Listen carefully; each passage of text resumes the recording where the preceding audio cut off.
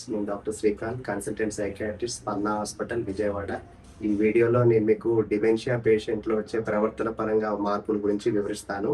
సాధారణంగా డిమెన్షియా అంటే మతిమరుపు. మొదట కొత్త విషయాలు మర్చిపోతారు, తర్వాత పాత విషయాలు మర్చిపోతుంటారు. దీనివల్ల రోజువారీ చేసుకునే కార్యక్రమాలు, పనులు కానీ చేసుకోలేకపోతుంటారు.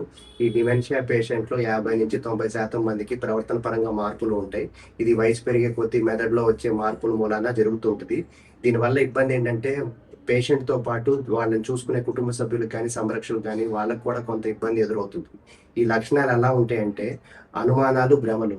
వాళ్ళని ఎవరో ఏదో చేస్తారన్నట్టుగా, లేకపోతే మనం ఏదైనా మందులు ఇచ్చినా కూడా వాళ్ళని ఏదో చేయడానికి చూస్తున్నట్టుగా భ్రమపడటం, లేకపోతే వాళ్ళకేవో చెవిలో మాటలు వినపడుతున్నట్టు ఉంటాం, ఎవరో వాళ్ళతో మాట్లాడుతున్నట్టు, వాళ్ళ గురించి చెప్పుకున్నట్టు వినపడటం, లేకపోతే ఆకారాలు కనపడటం, లేని మనుషులు, వ్యక్తులు కనపడుతున్నట్టు ఉండటం, ఇలాంటివి జరగచ్చు.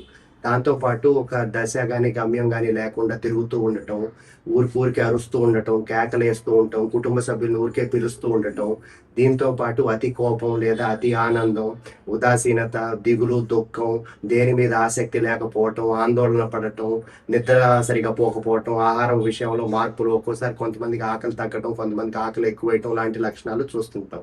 సో ఇవన్నీ ప్రవర్తన పరంగా వచ్చే మార్పులు చాలా మంది చూస్తుంటాం. దీని నివారణలో ముఖ్యంగా మనకి సాధారణంగా ఒక మతిమరుపు ఉన్న పేషెంట్ కొంచెం చికాకుగా, ఒత్తిడిగా ఉన్నారంటే వాళ్ళలో ఏదైనా శారీరకంగా ఏదైనా ఇబ్బంది ఉందా గమనించగలం. ఉదాహరణకు కడుపులో నొప్పి కానీ, వేరే ఏదైనా సమస్య వల్ల కూడా కొంచెం ఇబ్బందిగా ఉండొచ్చు. దాన్ని ఏదైనా గుర్తించి నయం చేయొచ్చు.